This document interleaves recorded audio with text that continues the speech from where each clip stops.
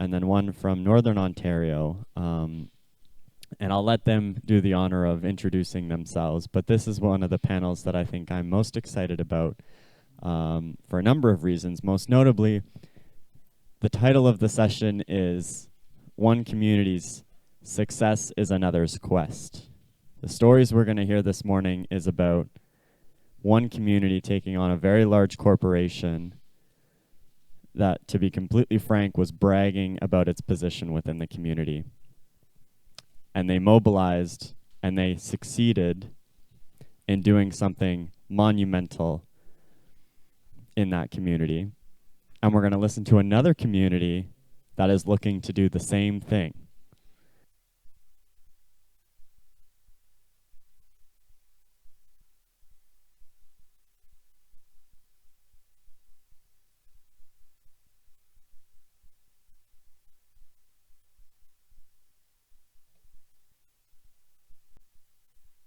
Hello.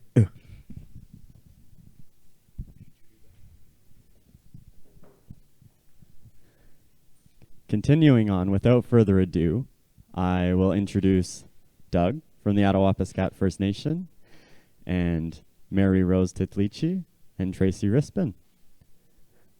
Doug, why don't you do your introduction? Hi. Good morning. I went to bed yesterday early because I had a heat stroke from all the touring. I understand you guys were here till 11 o'clock last night. Must have had fun, I guess. Yes, I'm Doug Kiboki. I'm from the Attawapiskat First Nation.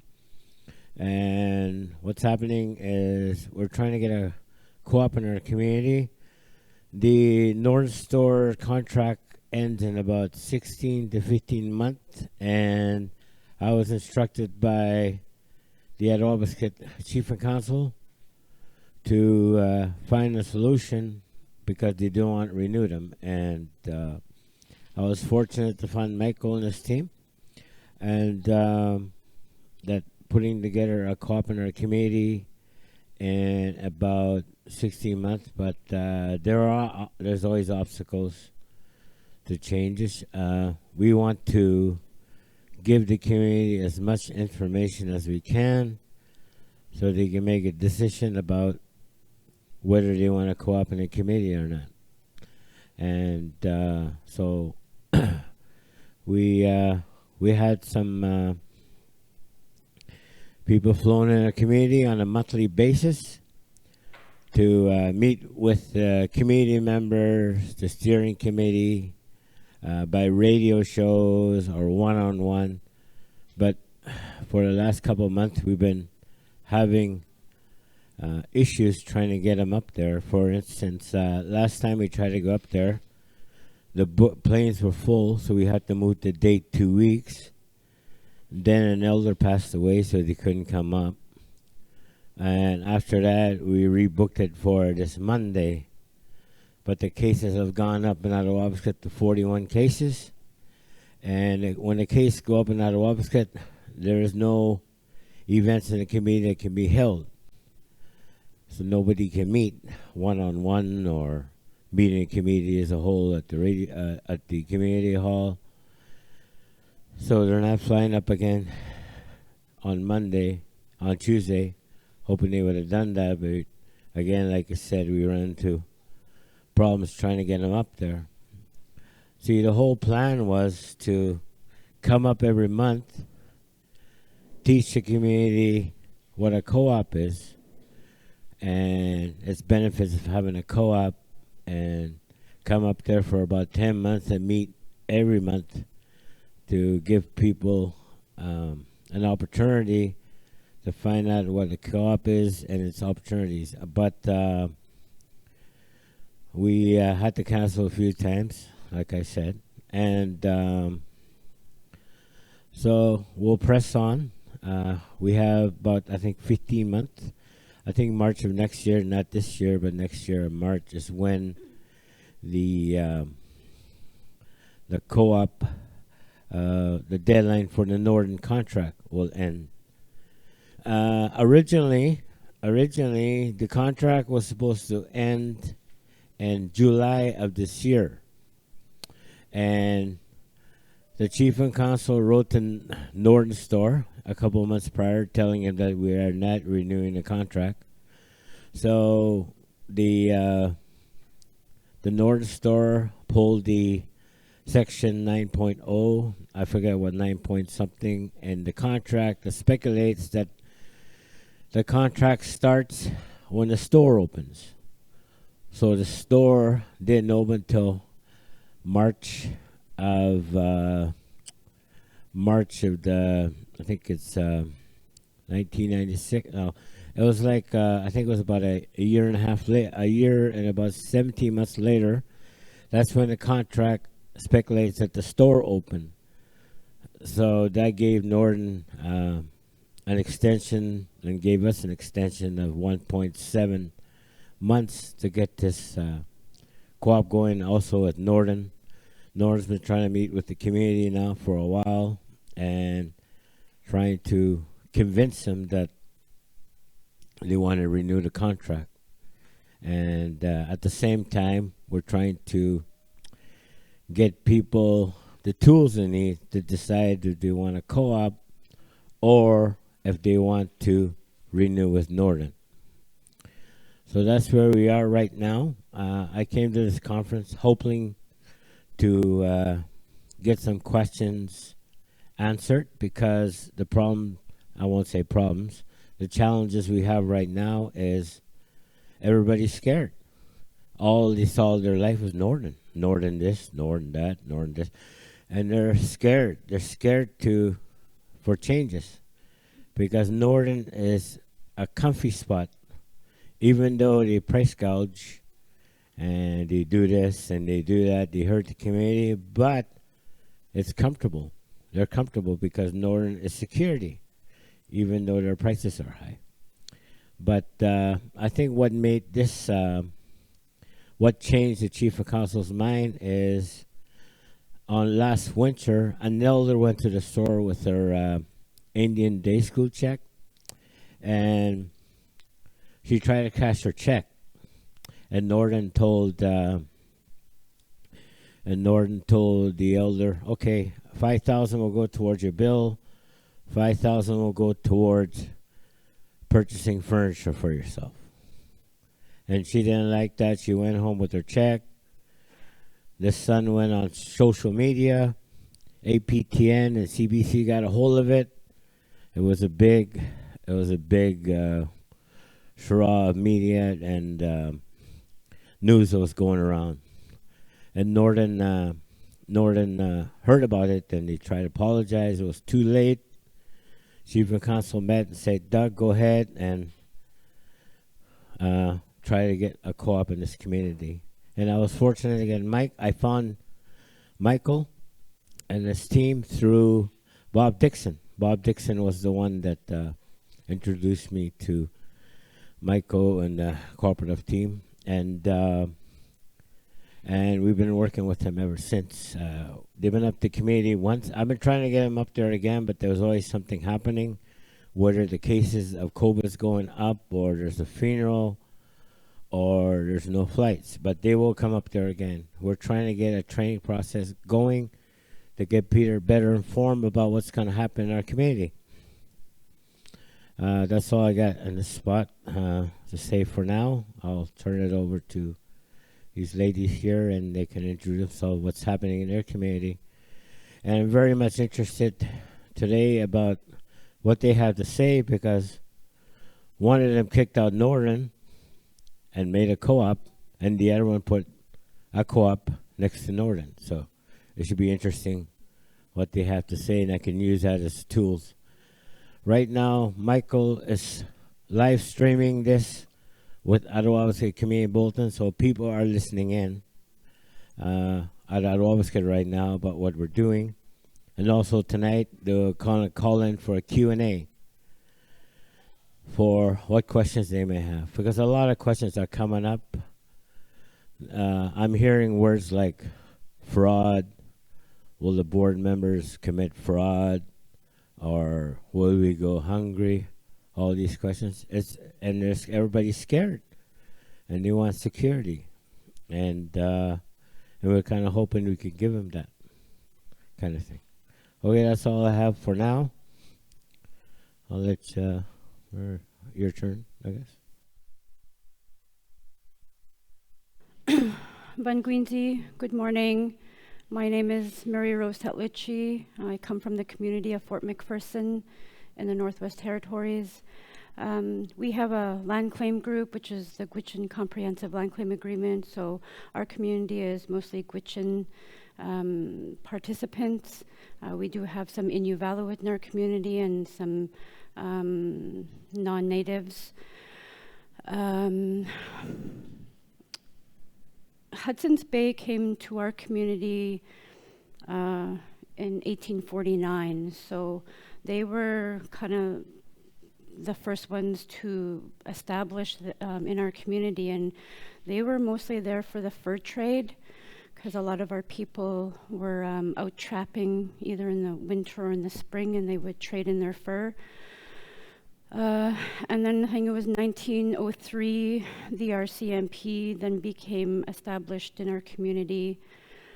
It wasn't until maybe the early 70s or maybe even 1969, there was a group of our community members that were not happy with the Northwest Company, the Hudson's Bay at that time. They weren't happy with their services. They were making bad deals with fur trade. So a group of men came together and spoke to the community, and they heard that they could approach at the time, Arctic Cooperatives Limited, to open up a co-op store in our community. So I'm not really too sure how the process went, but a majority of the community were in support of getting a co-op store in our community. And so it started out to be kind of like a big kind of warehouse for the store where they sold dry goods and perishables and other items. And then that store became too small, so they kind of went where the Northern is situated now, right across the street. They developed this nice big building. It was a retail store, it was a gas station, a hotel, and a restaurant. So we were fully serviced with all that. Well, it was established in 1972, so I would assume it was ready around maybe not long after that. I'm not too sure when that building was constructed. And not very long after that, there was a horrific fire that destroyed the whole building. So we had lost everything. It had burned right down to the ground, so we were left with no co-op store. And so again, Arctic Co-ops had to figure something out. We were in debt, we weren't making money. We were always just in the red, basically. We never saw no net savings. So with the burning of our store and all the other entities, it was really devastating for our members. And so they had to find a solution in finding another location to open up a retail store. So back in the early 90s, there was this community member that opened up this local bar, and it didn't last too long. I think it was open for maybe 2 years, and social issues started to affect the community, and so they basically shut down their bar. And so we had a vacant building in our community, and so the board of directors approached them and asked them if they could purchase their building so that they could open up a store.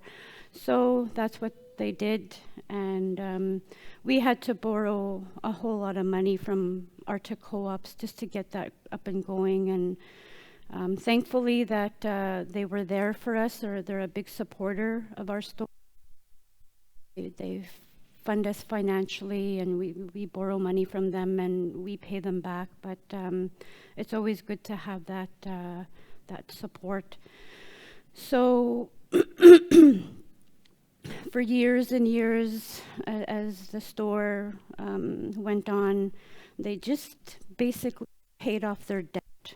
They never saw no net savings, and it all comes down to having good management to look after your store.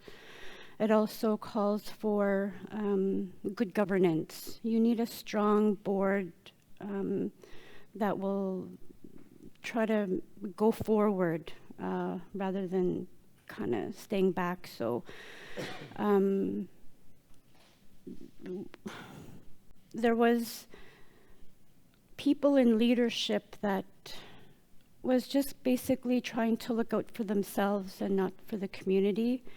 And so when we have our annual general meetings, we have staggered elections. So some positions are three-year terms, some positions are one-year terms. So that's how we do our elections, so that there's continuity in the members, so that you're not starting all over again.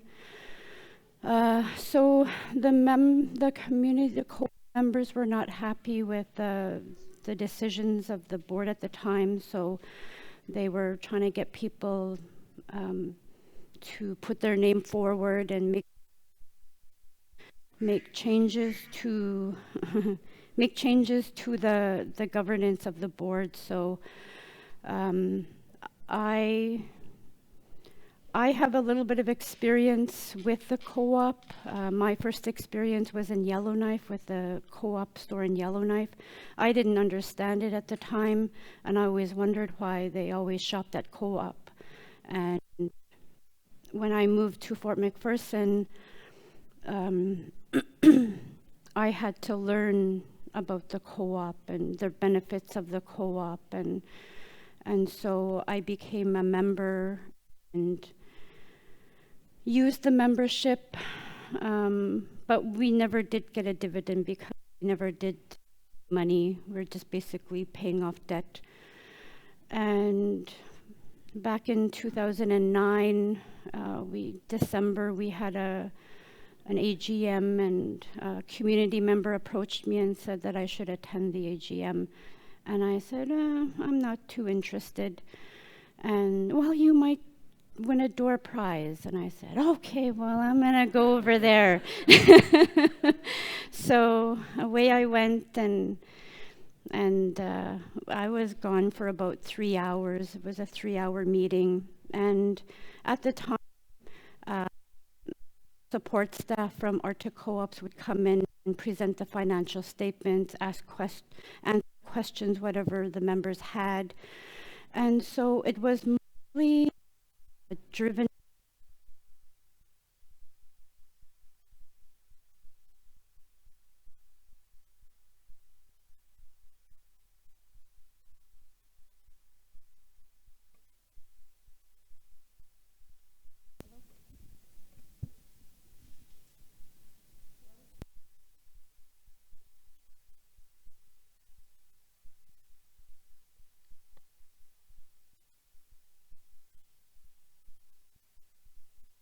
Hello? Hear me?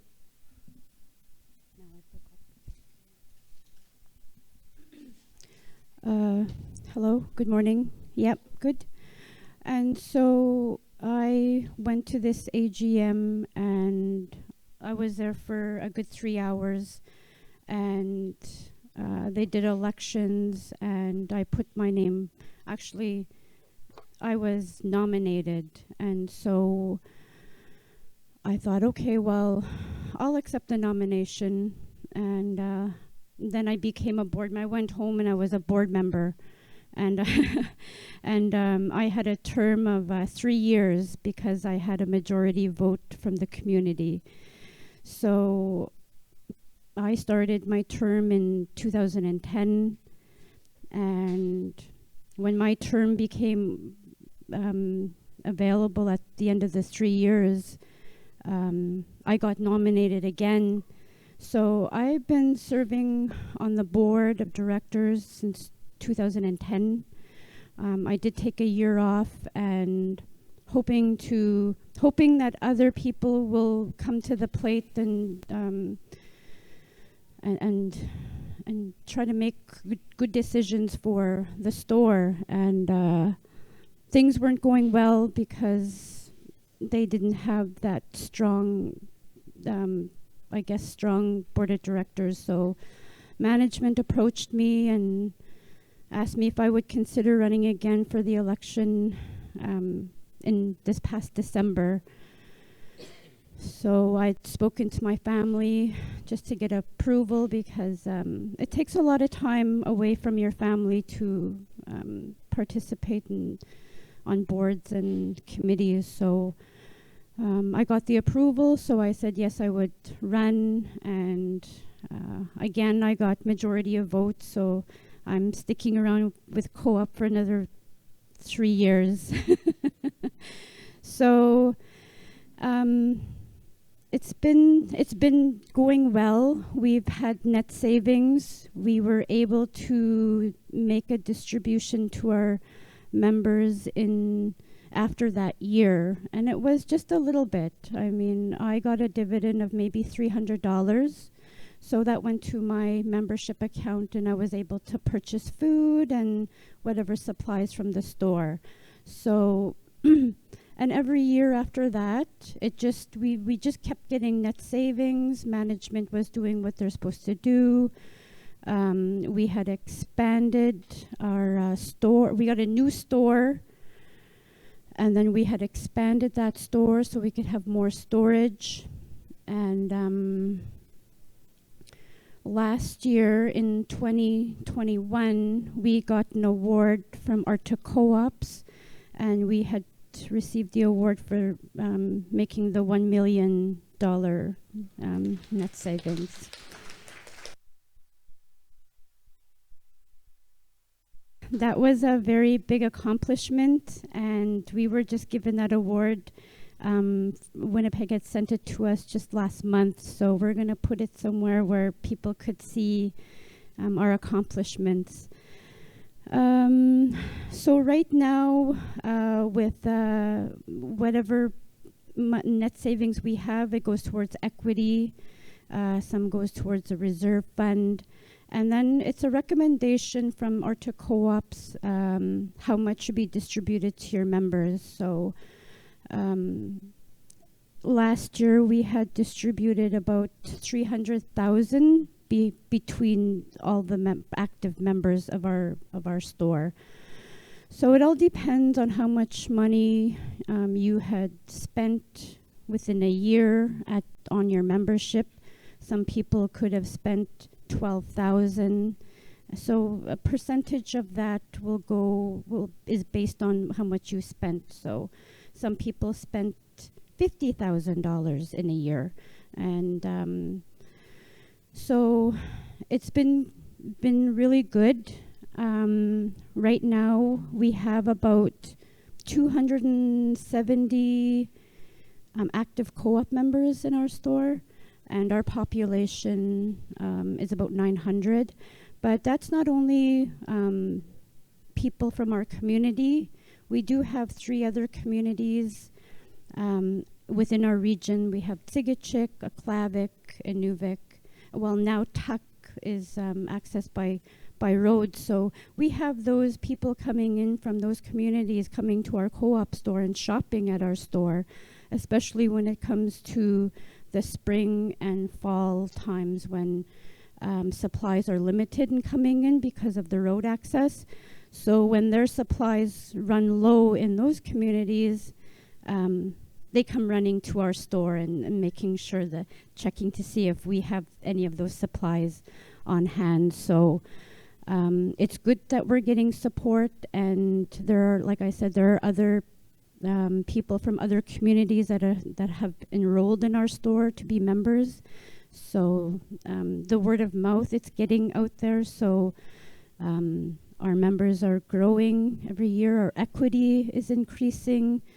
And so right now, with some of our reserve money, we're upgrading our hotel to code with all the whatever, like hotels like such as here. We also have a residence that's going to get a renovation, and that residence is for our manager. So right now we have 2 general managers. We were able to ask our 2 co-ops if we could rotate them because they burn out when you don't relieve them.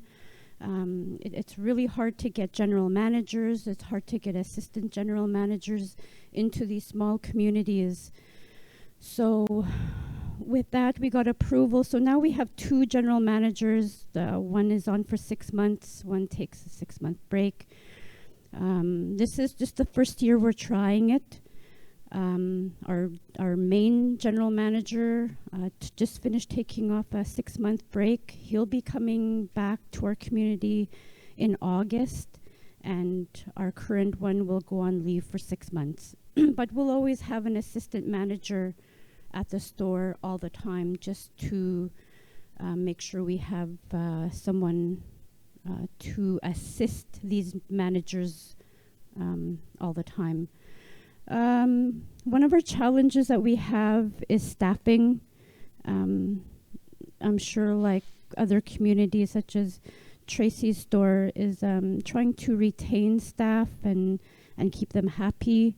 But that would be, I say, would be one of our challenges, is to retain staff and keeping them happy. I think that's pretty well it for now, and so I could just take questions later. Thank you so much.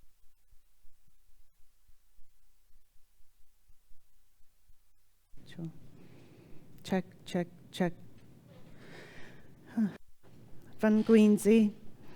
My name is Tracy Rispin, and I'm from Takuchin, from the community of Old Crow, Yukon Territory.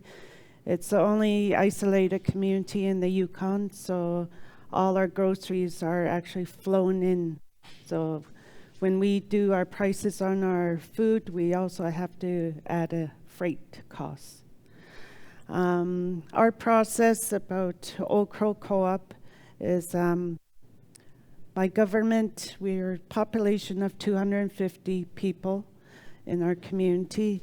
We came together and we had an insurance store. That's where the story began, and we got kind of tired of them making a pretty buck from us, and community not seeing the benefits of their profits. Because one day I walked in the store, and Northern has a region of Northern stores, and they were boosting about their the profits they made each year out of those communities. And my community was third on their list, with pulling out $1.8 million.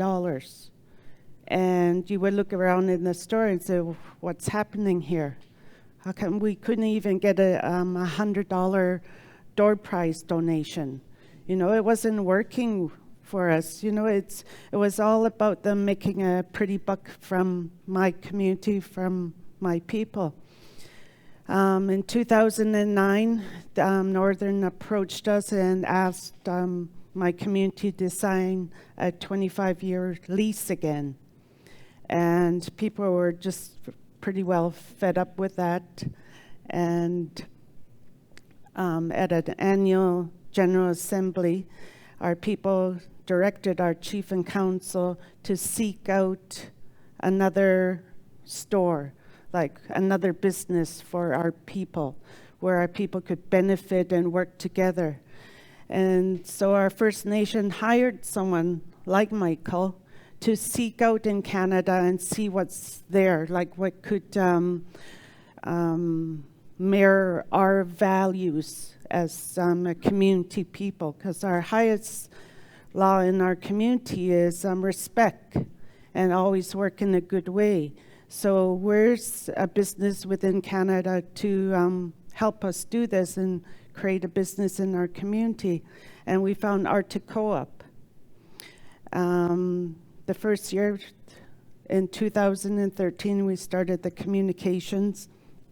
Arctic Co-op invited a couple of the founding directors. We had 8 founding directors.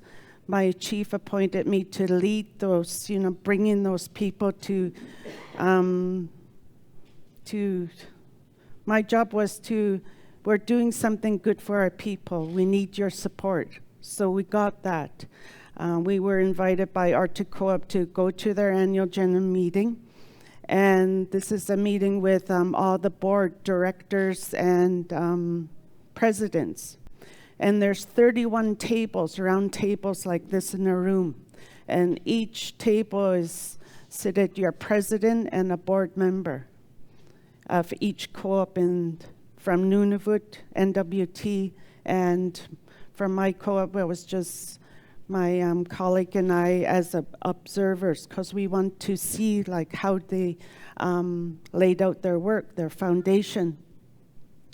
And what really impressed me was, the humor. We were always laughing. There was never, it was very at ease, somewhat like this, but we were always laughing. And, the biggest thing was respect, a respect of the Inuvialuit culture. It's a big family.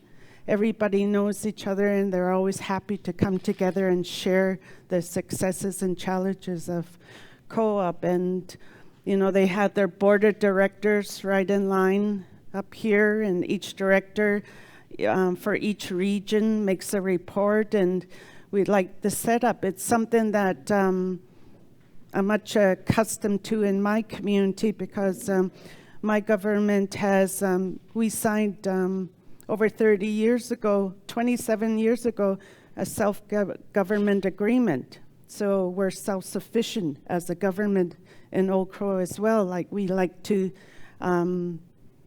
build that money for ourselves. And so we went back to our community and said, we really like how they work, and I think we can do this. So we got the okay, and the process, the wheels started turning, and soon enough, on May 19th, 2015, we cut the ribbons. That was a glorious day in Old Crow, and it was awesome. But in that process, I forgot to mention, we did have a northern store in our community, and they knew that we didn't want them there anymore. And they made a verbal agreement, and verbal agreements are valid. They made a verbal agreement to my community that they'll stay open, because it's a necessity. There's groceries. We're only flying till we cut the ribbon. They decided 6 months before we cut the ribbon to close the doors and leave the community. And that was so disheartening, so disrespectful in my opinion of them, of what they did. They went back on their word. Knowing this was happening, and knowing that co-op was we were constructing. So they ran the bank services and the post office. And thank goodness, being in governance for 25 years, or those contexts, because you're a small community, and knowing those people and grabbing their numbers and say, we're building a co-op. Well, we'll manage your services for you. We'll build the rooms to do your services, and we got it. And thank goodness for my government stepped in and ordered the necessities from a different community, so we could, serve, so people could buy the toilet paper, buy flour, buy sugar. My First Nation stepped up to that plate and did that for 6 months. And so May 19, 2015, we cut the ribbon, and it was a glorious day. Like I said, it was Oak Crow has never seen a building of its sorts. We were number 32 of Arctic Co-op system, the family. So our building is, we have environmentally friendly devices in our co-op. Unfortunately, we can't use our cell phones in the co-op because it's a tin can, but that's okay. It works. For the last, and when we did the opening, we had a big tray of food because, people love food. And so we had a feast, and we had Arctic Co-op representatives in the community. And I said, how long do you think till we see a patronage? And they're from Winnipeg, so they've never lived in Oak Crow all their lives. They said, about 10 years, maybe more. It's a new business, Tracy. I said, no, I think it's going to be much sooner, that maybe 5 years or, sooner, I don't know. So Oak Crow Co-op is 7 years old. The last 2 years, we've been paying out a patronage. I got $200 last year. I got $600 this year, and it's growing. And it's all about the people. One thing about Arctic Co-op, what I liked, it's about the members are the boss. You have to listen to your members. Then you have your co-op board of directors. The members direct the board of directors. The board of directors direct the manager. Then the manager has their staff. That's what I like. Efficiency, accountability, transparency. The work ethic that they showed us, the corporate way, as we were volunteering our time on the board, and I was president, and I said, this is a lot of work, and it's one night, and we're trying to do our best, and I said, can we not pay our board members? And they say, no, you have to do that at an AGM, and I was shocked. I said, really, we can't just make it ourselves? They said, no. So we went to an AGM, and my people are also learning the process of, throughout the years, the process of motions on the floor. An agenda, formalized agenda. So I told one of the members, I said, we need somebody to put this on the floor for us because we can't do it ourselves to pay ourselves.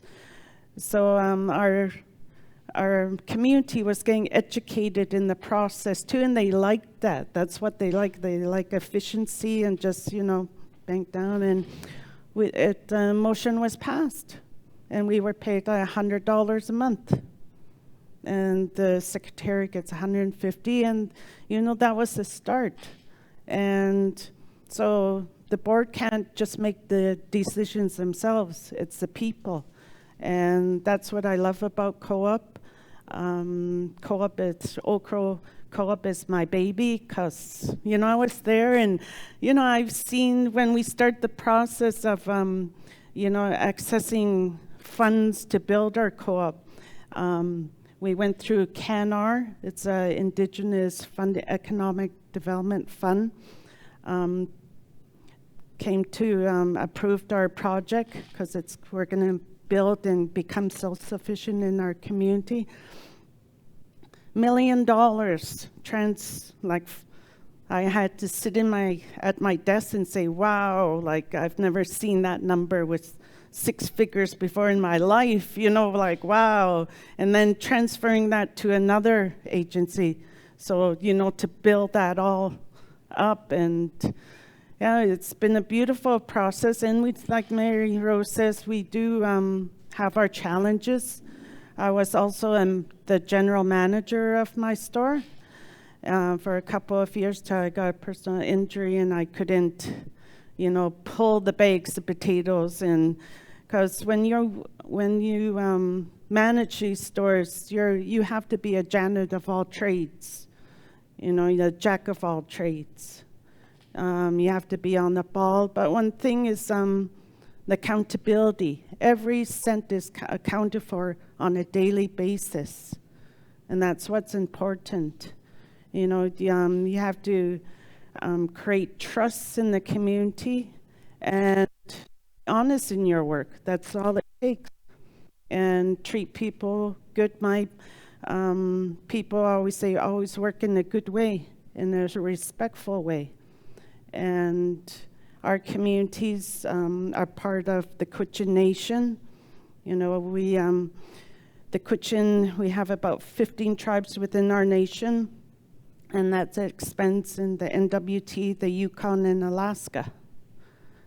And in my community, 250 people, right now we're building a brand new nursing station, 10-plex.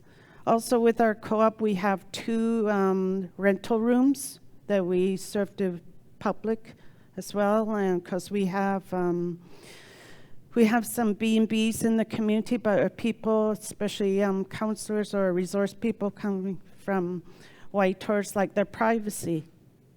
And B&Bs don't really, offer that. So we have a room that we rent out for $225 per day.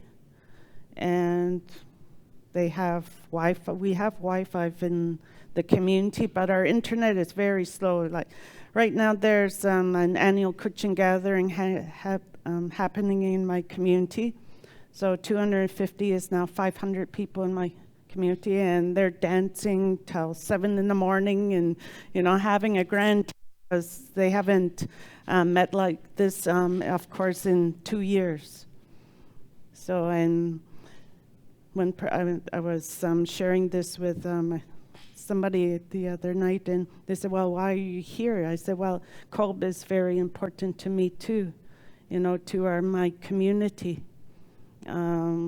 Especially now that, I see some young people on Facebook that they should bring Northern back. And he's my nephew, and I got right up there. I said, you quit your complaining. I said, you buy your own share number and you spend your money, and when you get a check next year, you better give me a high five, because that's what it's about, right?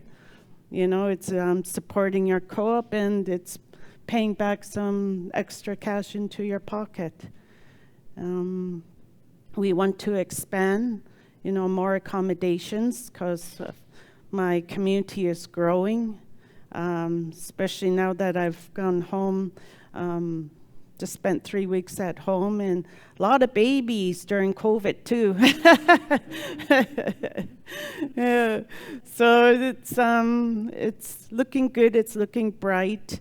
Like I said, we do have our challenges about retaining staff. It's hard because during COVID there was a lot of handouts too, and with the money we generate through our funds, we have to pay our staff, pay the electrical bill, and that's not too bad. But like I said, we paid out patronage the last 2 years, and that is something that we're really proud of.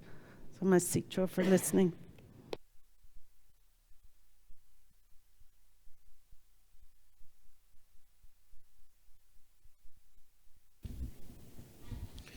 Well, that was great. That's great. I guess we have something to look forward to if we ever have a co-op in a community. I know Dolaskit, you'll have a chance to talk tonight. 7 tonight, you'll be calling Mike's phone there. Mike Norris' phone. Don't keep the number after.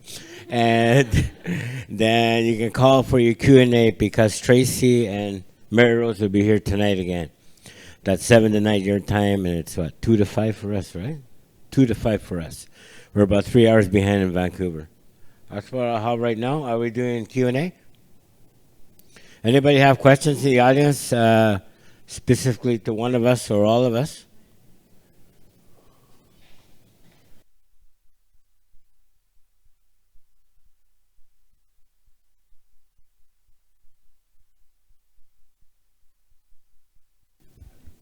Thank you for your presentations. I was interested in how many communities there's the 32 communities that Arctic Co-ops networks reaches, and I was curious how many communities are there still where there are these northern markets, and sort of what is the opportunity for expanding the network to, make Arctic Co-op the sort of the default approach to serving communities up in the north.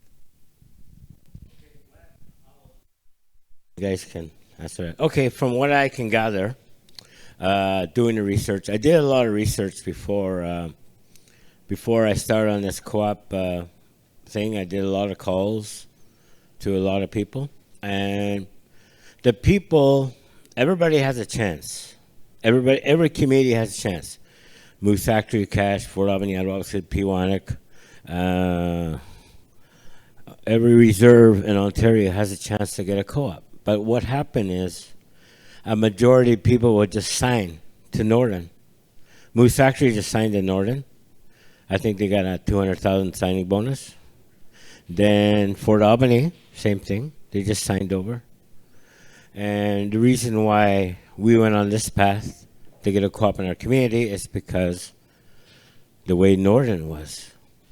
Northern is just a money machine. It's got no heart. Profits, dividends, shareholders, that's it. And why nobody wants to do a co-op with the majority network in all the communities? Simply because it's easier just to sign over Northern. It's more comfortable. From what I experienced doing talks and calling, is people are just more comfortable to sign to Northern because they don't want to deal with that growing pains like Tracy did or Mary Rose did. It's a lot of work to get this started. It's a lot of work. But the benefits are great. And the future is bright. You just have to put in the growing pains in if you want to succeed. And a lot of people would rather just sign over another $25 deal. And perhaps this will be a stepping stone for change for communities where contracts are up with Northern. Maybe they'll sign with a co-op in the future of DC that we are doing that. Do you guys want to answer? As to what is the potential to build out the network? So are we talking about another dozen communities, 100 communities? Okay, that's really helpful. Thanks. Yeah. To get a hold of every community, well, you need someone to do the legwork. And there's always talk of that, about somebody doing legwork. You would have to pay someone to do the research and make a database. Let's say in Ontario, for example, we got 300 plus communities here in Ontario, 300 reserve, maybe more. And to get a hold of one of them and ask them, make a spreadsheet and say, okay, how do you feel about Northern? Would you like a co-op? When is their contract up? And get all that information, and from there do a spreadsheet, then get a hold of each one of them, and somebody would have to coach them or approach them about doing a co-op. But that's a lot of work and time, and the money would have to come from somewhere if you want to do that kind of research. Whether it's grants or whether maybe the Arctic Co-op or the Co-op Initiative can do that. That is something maybe you could look at in the past, because there are communities out there that don't want Northern, and maybe this is the path we need to take moving forward, is to get rid of Northern one for all, but do help them with the process. Like I'm getting a lot of help from this co-op they're coming in my community once a month, trying to educate the community about the benefits of a co-op.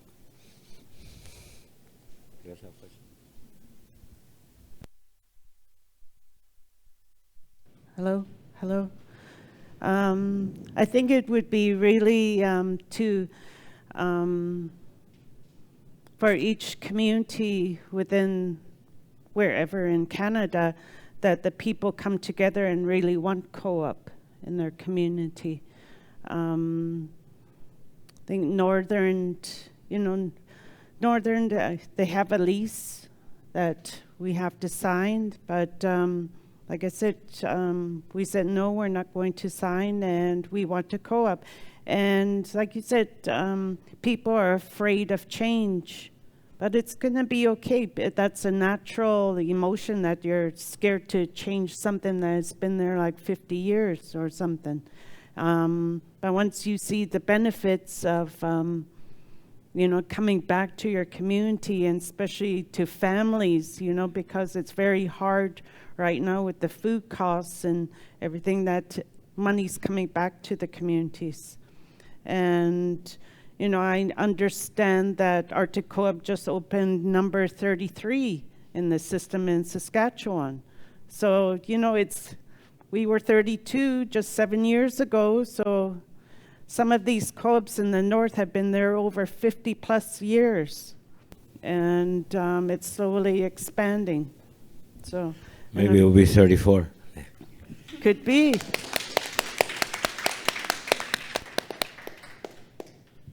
Hello. This is a question for Tracy, Mary Rose, and Doug. Can you talk about how you did that community engagement around that co-op education piece to get the community to rally behind co-ops? Can you talk about that experience? Hello. When we used to have a co-op in our community in the 70s, and it's really true. You really need good management when you're operating a co-op in your community. Back in the 70s, it was just kind of fluid, and we had situations like it was unheard of today, and reminding my community of those kind of things that happened. Northern Star was making a pretty buck. We could do that for ourselves. We can do this. And they remember, they have memories of that, but these are more positive memories that we can create now going forward. We are accountable. We are effective. We've been educated. This is a good thing for our community. You buy a $10 share. Of course, people say, when's it going to happen? When's it going to happen? Well, it happened 2 years ago. And to have faith and belief and support the only store in your community, that's, and we have our AGMs, we have monthly board meetings that it's open to the community. All the board members are community members. And it's a tight net community. It's 250 people. So for community as Mary Rose's community is like 900 people. How does she connect with, the members at large? She's a board member. So for me, it's, hey, cousin, spread the word. It's a good thing here happening. So, it's showing being a role model and being positive and truthful, when you're being asked a question, and it's all about, honesty and truth. Thank you.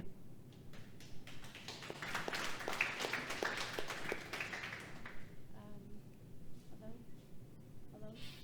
Hi. Hi. Hello?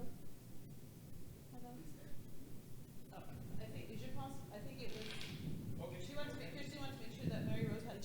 Yeah, hi.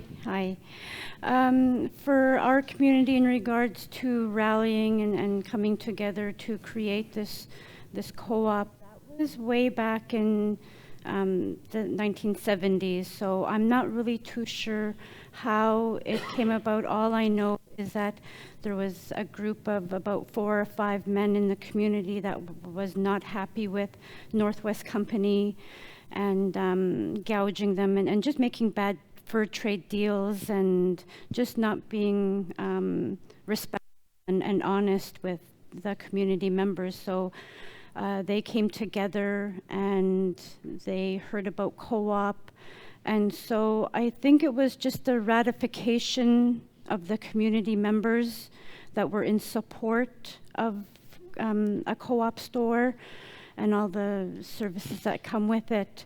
And then I think they just took co-ops, came to our community, they heard that the community was interested, and then they came together and created this.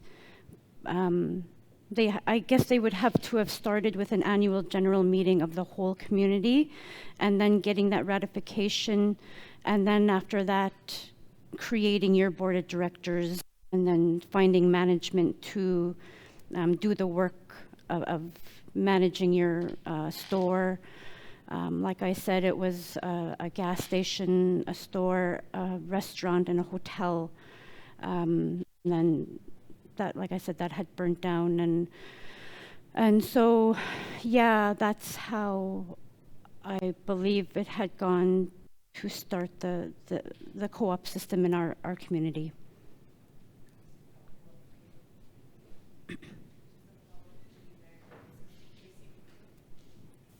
Just to follow, because Tracy was saying with 250 community members, it's and a lot of familial relations, you know, hey cousin, it's easy to keep that community engagement going and that connection to the co-op. What are your experiences with a 900? How does the ongoing community engagement and membership engagement happen? Try to, I know over the years since, I guess trying to make things work, is trying to get those community members to come out to AGMs, and they didn't understand the system. They didn't understand having a membership. They didn't understand the benefits of it. So trying to get that word of mouth, trying to get that information out to the community members to buy into your store and the benefits of it, it was really difficult. Like I said, they didn't understand, so trying to educate them with the help of Arctic co-ops and showing them visual diagrams of the savings compared to, you know, buying at the Northern. And so just trying to teach them and educate them was a bit of a challenge, but now they're starting to understand, because now they're getting a patronage dividend. So it's extra money on their membership to buy the foods and necessities and merchandise at our co-op store. So we're not giving out cash, but we're giving out credit to their account so that they could keep buying within the co-op. We don't want to give them money and then they run over to Northern and start buying over there. That's not the intent of the patronage. So but we're growing, and our equity is increasing, which is good. That's what we want. Is we want the benefits to stay within the community, and and our co-op store supports a lot of the different programmings in our community. Like we have a breakfast program at our school, so they'll provide milk or cereal. And we have just different little events throughout the year, like we'll have turkey bowling, and just little events during Christmas, and just to engage the community to come out and support your store. And that's what they want, is they want something that gives back to the community. I want to add from that. We're doing that process now where we're engaging the community, trying to educate them about the co-op. But I think the more people you get, the more reach out you got to do, because everybody has their own opinion, or everybody has their own assumptions, and they don't want to hear nothing else. That's just the way people are. And Hopefully, the community engagement will be doing over the 10 month, which is 1 month per year. 1 month per, yeah, be about 10 months out of the year. Hopefully, we'll give people opportunity to understand what a co-op is and all that, because we do have opposition. There are people that don't want the co-op, and you could tell just by the way they ask their questions, or co-op is it'll be different. Northern will be gone. The companies will be Northern will be gone, and hopefully we could change it with all that. Just to give you guys what Northern did when they first found out that we're going to be doing a co-op, we're going to be getting rid of Northern. When he first heard that, the first thing they did was a barbecue and a survey. All the burgers you want, sausages you want, pop you want. And they took out all the charging fees for cash checking. All of them. There's no checking, no cashing fees anymore at the Northern store like a couple months ago. It's just what they do until they get what they want, I guess. Somebody had a question? Lot? Tracy? Okay. Hello. About community engagement, Mary Rose mentioned turkey bowling.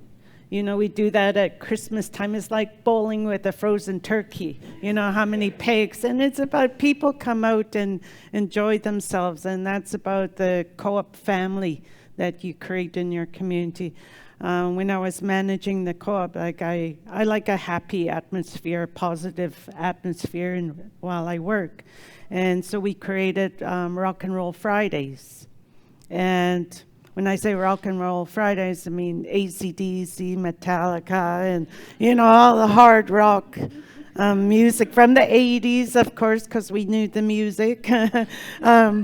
And it's so enlightening to see a co-op member come in and grab their shopping cart and either sing along to the tune or dance, and that was awesome. And that's what we do in our community because they're small, and we have Find the Star in the co-op, and you could win a $100 gift card or something like that. We do like monthly events, try to celebrate our anniversaries, how old we are, 7th birthday and stuff like that. So it brings out a lot of people. You always got to serve food because people love food.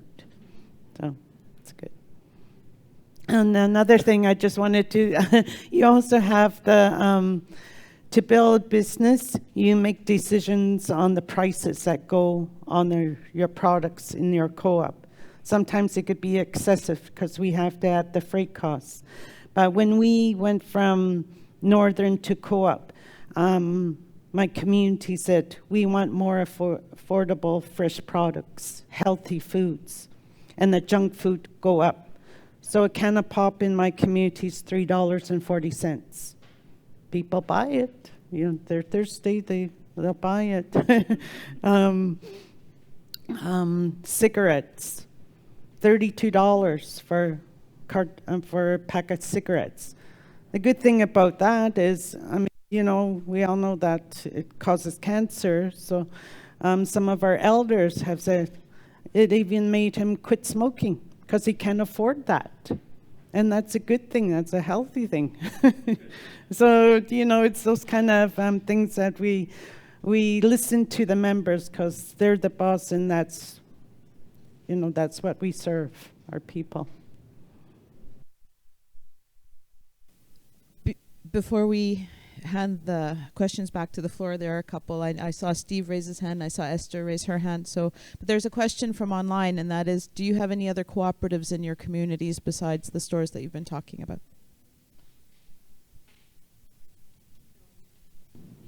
No.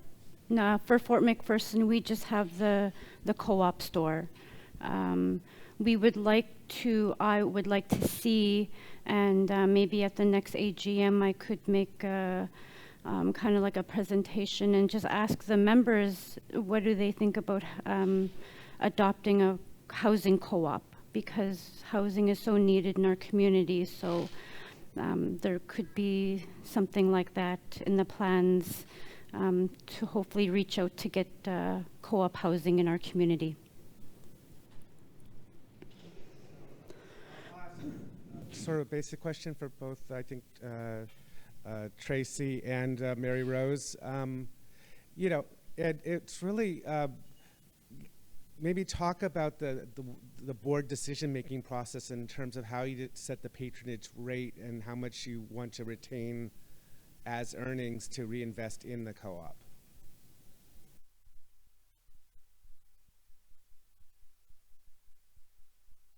For our community, pardon? Okay, I was trying to, Steve, Dub again, I was trying to ask how much do you, you know, give out when you make those decisions about patronage distributions on an annual basis? You have a surplus. How much do you want to retain as surplus to reinvest in the co-op versus how much you distribute to members, and you know, what are the factors that go into that decision? Yeah, for our community, all our financials are managed through Winnipeg. So any monies that come in, any expenses that go out, Winnipeg Arctic Co-ops has that information. So they prepare our financial statements for us every month, and we have an independent auditor that does our auditing every year. And based on that, Arctic Co-ops will say, okay, you need to put, I can't remember the percentage, but there's a percentage that needs to go into equity. And then you have a certain amount of money as well from that net savings that needs to go into reserves.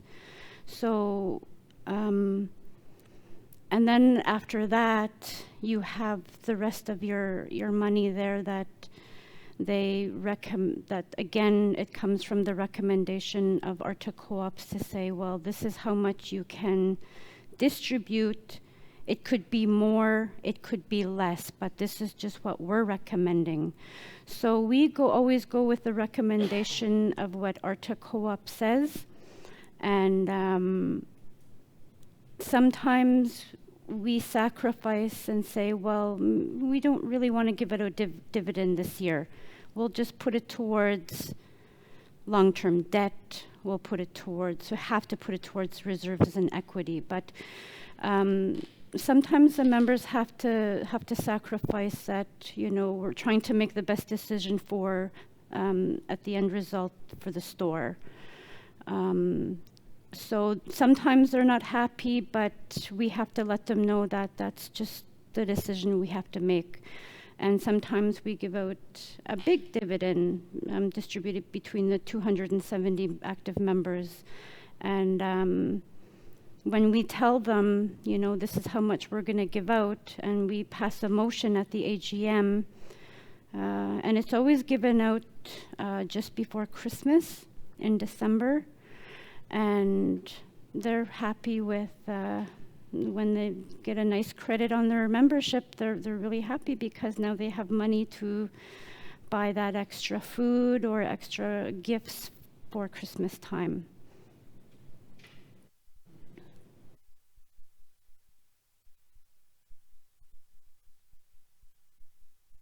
Are there any other questions from the floor?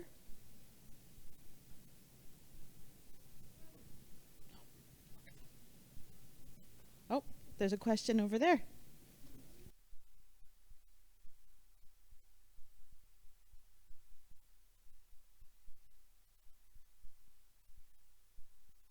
Before Michael asks the question. Merrill says there's still an North store in their community and they have a co-op. I know it's competitive. And is there any difference with the Northern store and the co-op in your community? Like I know Norton has to play ball if they want to stay in the community. They're not gonna raise prices. Did you notice a big difference ever since the co-op became active? I never really noticed a difference. I know that their staff members between the two stores will go to each store. Like a member will go to Northern will go to a co-op and look at all their prices and record them. And then, yeah. But they get permission first. And then co-op will go to Northern, get permission to price check. So we have that, I guess, relationship in trying to make sure that the prices are competitive and no one is more than the other, especially on those essential items. So that's how they try to keep each other on the so that they're not gouging each other's prices. For Northern, they're more of a Costco store. Like they'll carry Kirkland paper towel, Kirkland toilet paper. They also have a lotto booth, so people are able to buy lotto tickets and scratchy tickets. They also have these cards such as iTunes and those cards they have. So there's some of the products that they carry that Northern doesn't carry. That co-op doesn't carry. So as a board of director, I asked our two co-ops and the board of directors, why can't we carry some of these products? And they say, well, it's more Costco and it's out of this co-op system, and we're trying to support those, I guess, vendors under the system so that you're keeping your money going around and around and around. So it's benefiting everybody in the system. But that's kind of the differences between, but with a co-op, we have a banking now. We have a First Nations branch in our community. At the store, and we have the post office. So those are the two. Oh, and our gas station also. The benefit of that is. Sure, Northern has a gas station, but they don't carry or they distribute the heating fuel. We're the only ones that have that heating fuel. So we have contracts with the government to provide heating fuel to the government buildings. And it's a joint venture with another First Nation organization within our community. So that's a little bit of a tie we have with the community as well. And Northern doesn't have no ties with any organizations within the community. They're just independent and on their own and just doing their own things. So that's, I think, is that...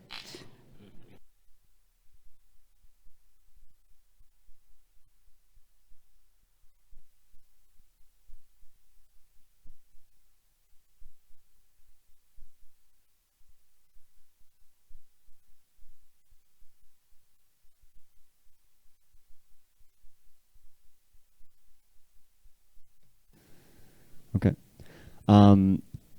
Thank you so much for the presentation. I have a few maybe directed questions towards, some of the banking services and financial services that Northern provides through the We Card, because I know that some of the burning questions that have been shared, we've talked a lot about grocery and prices and how prices are very, uncompetitive and extremely expensive for products that are in very high demand in the community.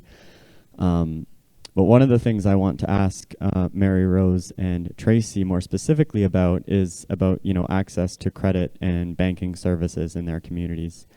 I think one of the things that has been shared through this process is the fact that interest rates are extremely high. They're abusive. There are circumstances where people are paying the same amount on interest as they are on principal when it comes to paying their ski dues. It's a lender that is not honoring warranties on products that are otherwise sold through them because they're not an authorized reseller of those products, and so they're getting them on a secondary market. And then there's a question of, what happens when those loans aren't paid, right? Is there a repossession? Do they get to keep their skidoo? And so what does that look like in your communities? And what's access to credit? Maybe I'll start. For our store, way back in the day, the board of directors would offer credit. So if I had a membership, I could go to the store and say, well, I want a credit of $5,000 and I'll put down 75%, and then I'll pay the rest, the remaining 25% over a 12-month period, paying the interest. But we kind of got away with that because our accounts receivable accounts was almost 500,000 owing to us. So we were carrying all this debt and it wasn't good. So we got away from the credit, allowing people credit. We weren't getting the money back. So people were making these horrendous charges to the co-op and not paying it back. So for years and years, management's been struggling to try to recoup all that money. So if I had a loan of $5,000 and I didn't pay it, well, they're going to come after me for that $5,000. They're going to want their money. So they'll hound me until I pay what's owed to them. So they didn't want to do that anymore. It was wasting too much of their time. They had other things to do, operating the store rather than trying to collect all this money. So they stopped it, and it took years to try to recoup all that money. And then the board of directors start talking about, well, how can we provide a service that will so that they can get credit or they can buy something affordable. So we, at the Arctic Co-op's AGM, the First Nations Bank of Canada became a shareholder, and they made a presentation, and so when they joined, they're also a shareholder of our land claim, Gwich'in Tribal Council. So it kind of got word of mouth, and we really worked on trying to get a branch in our community. And the bank kind of looked at all the repercussions of being situated in such a small community, and if it was worth it. I bank with First Nations. As soon as they opened up, I opened up an account because I wanted to support it. I was a member of the co-op, and just trying to let the community know that I'm supporting a service that is part of the co-op system. I'm not too sure, like I've never applied for a loan or I've never applied for a credit card. I did try, but I didn't do my part in trying to get the information to them. So, yeah, we do have that local banking that can provide loans to people, pending they have good credit, and then it's just a matter of making those monthly payments to that bank to pay off your capital asset and whatever you borrowed. And also, we do have a prepaid credit card system under the co-op system. It's called the Spirit Card. So, I have a prepaid Spirit Card as well, which for a price you pay, and I think they charge you $3 a month just to maintain your card. And if I wanted to put money on it, it's a $3.15 to load my card every time I put money on it. So that's what we have in our community. Hello. With Old Crow Co-op, we, being a brand new store, one thing that we didn't want to was go back into bad management or offer credit to our people, because we're a brand new business. We didn't want to give credit out to our members, and having the stresses about always hounding for pay your bill, pay your bill. We didn't want that added stress, so we were the only co-op in Arctic Co-op's family that didn't offer credit. But until maybe a couple years ago, since I've left, with the patronage, they're doing similar to what Tedla Co-op is doing, putting it on their account number. So therefore, that money, that $600 that I received, helped me with my mother's memorial. So I was able to get all her items for the event right at the co-op. So that's how we work. We do have CIBC in the community, and we do house those services right in the co-op, but that's a territorial contract with each of the communities that want a banking service in their community in the Yukon Territory. It's a Yukon Territorial government that holds that contract with, like, just 2 years ago, they had the TD Canada Trust Services in each of the community. And it was time for a review of those contracts, and now we have CIBC in all the Yukon communities.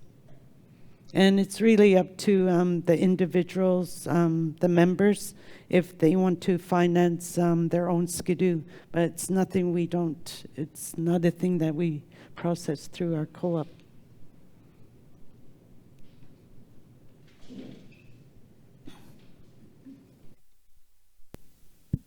Works. Well, thank you for the very inspiring presentation. I think we had the chance to speak this week, and I must say these are some of the stories that I've heard here at this institute that were very inspiring to me. One of the questions that I have for maybe Tracy and Mary Rose, and I think that's a question that would be useful for Doug as well, is how do you inspire people in your communities? How do you educate people about the co-op difference? You've mentioned door prices. You've mentioned, of course, the quality of the services. But before we get to the quality of the services, we need to start someplace.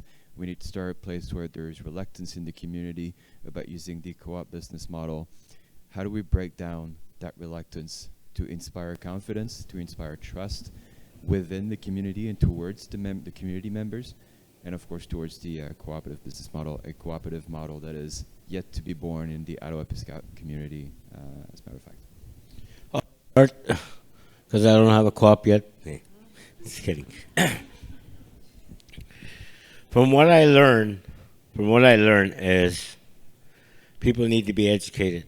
When you don't know the unknown, you have doubts and skepticism.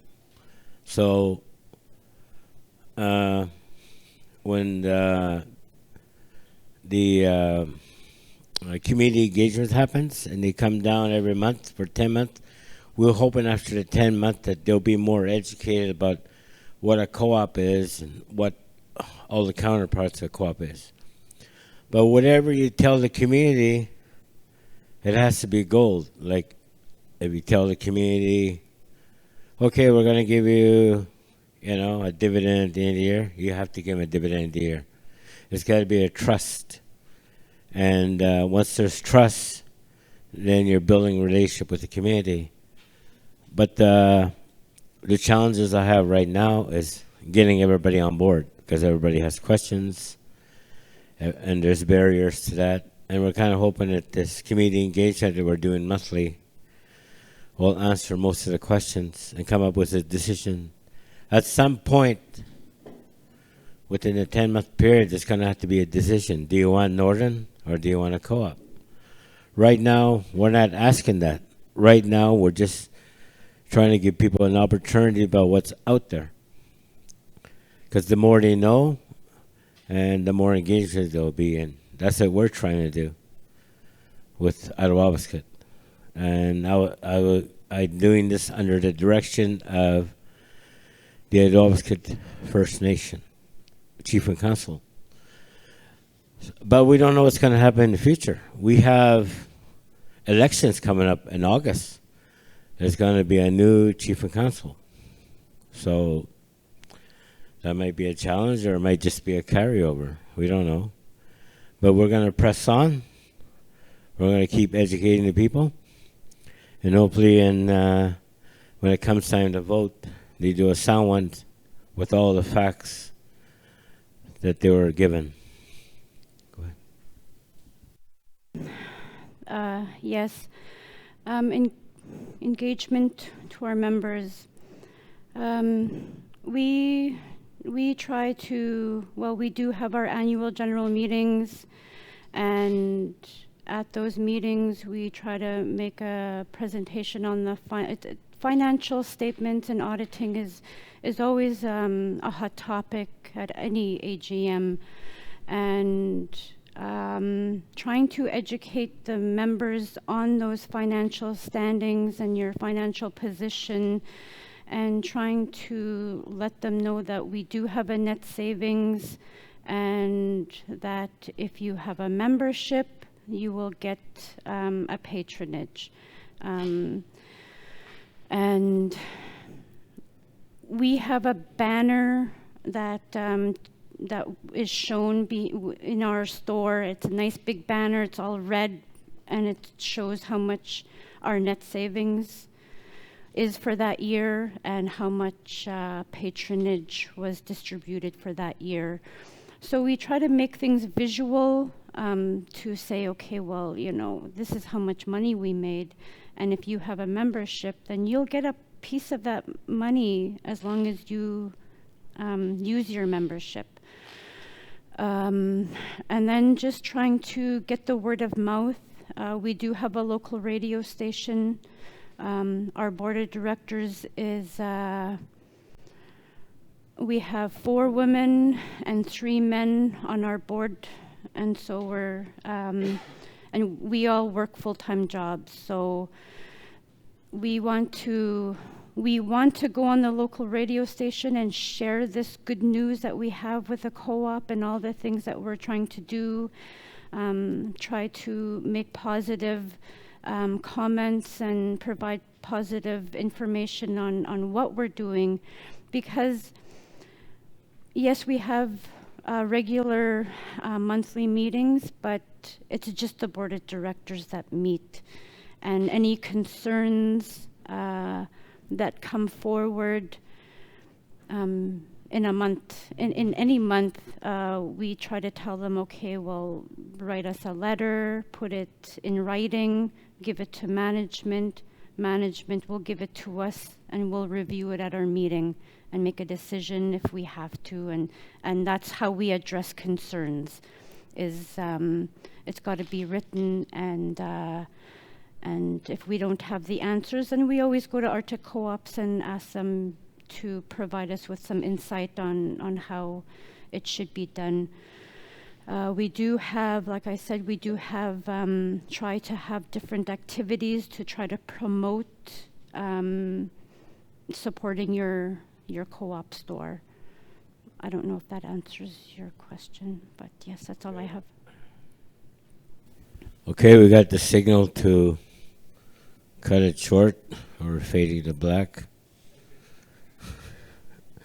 I welcome all the questions. I'll take them to heart, and I'll use them as the tools for moving forward with my community on the decision they made. I support any direction they go. I'm doing this for them, this community, so we can have a co-op or not. And don't forget about Wabasket, 7 to 9 tonight, Q&A. You're going to be calling Mike's phone, Michael. And then he'll recitate the questions to us at 7 to 9 tonight. I think that's all we have. They're cutting us off.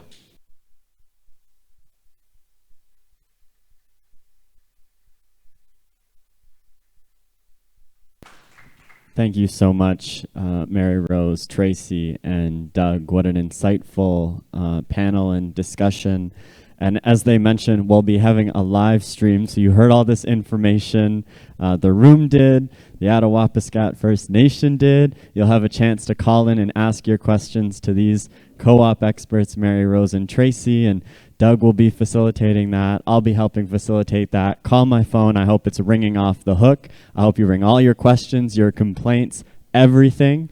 And we will answer your questions here from 7 to 9 p.m. Eastern or 4 to 6 Pacific. And obviously, if you're around, you have nothing else to do, you want to listen into the questions, feel free to come in.